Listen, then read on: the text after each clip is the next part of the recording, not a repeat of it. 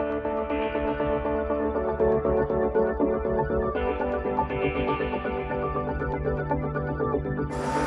we want to work with end of row. With end of row, what we're going to do is I'm ready to program. I've got everything set up.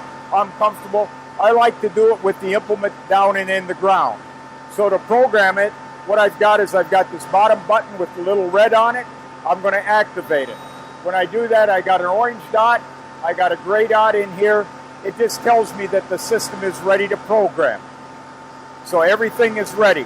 Now by doing the programming on the unit, the same procedure would hold true for a Magnum, a Stagger. If I'm dealing with mid-range tractors, Pumas, I have to hit the step switch before I start my sequence. So I got to think to myself, I can do it either dynamically or statically. So when I get to the headland, what am I going to do? Well, maybe the first thing I'm going to do is I'm going to raise this implement, then I'm going to raise my hitch, then I'm going to raise this unit, and when everything gets up and I'm back, I'm going to hit the step switch. By hitting the step switch, I've placed a pause in the unit, and that's allowing me to make up time. I could do everything in one complete turn, but this way I've got some time lapse so that I can adjust my sequence.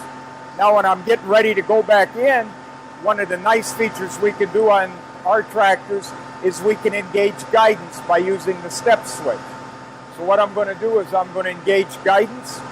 When I engage the guidance scene, then I'm going to lower a remote valve, I'm going to lower the hitch and the other remote valve.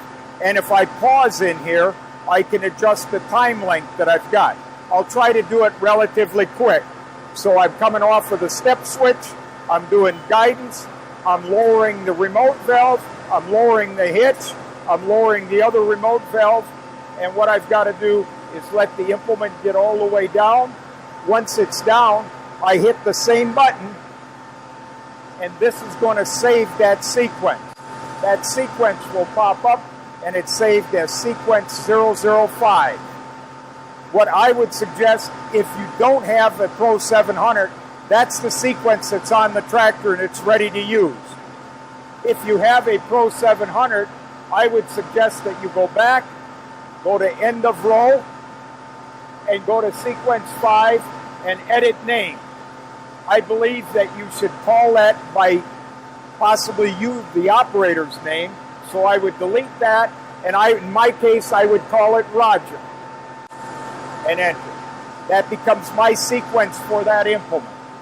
And now I can download that sequence, and it should come back that it's successfully saved. And now I am ready to operate with that sequence. So what I have to do is turn the system on, and my sequence is there.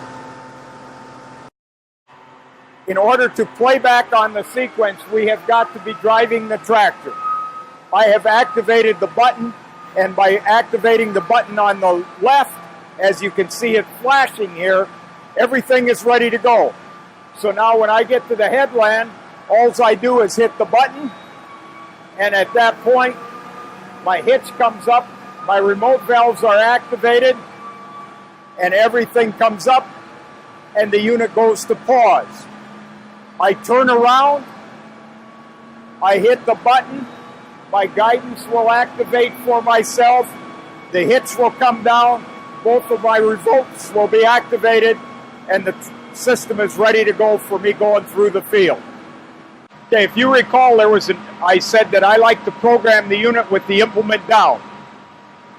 The reason for that is, if you go back through the playback and the operator, and you mess up, and let's say, well, it's raising, I pull a remote valve, I've got a double problem on here. So what I'm going to do is I'm manually going to have to put the implement down, do everything manually. Then I can come over here and turn the system off. When I turn it back on, I'm right back to go, and I don't need to go through all of those symbols and understand what they all mean. Everything falls right back to work for me.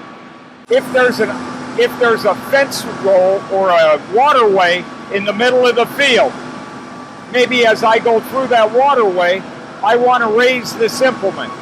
so I can manually raise it, go through the waterway, and then I can lower it, and I still have got my end of flow function active for myself.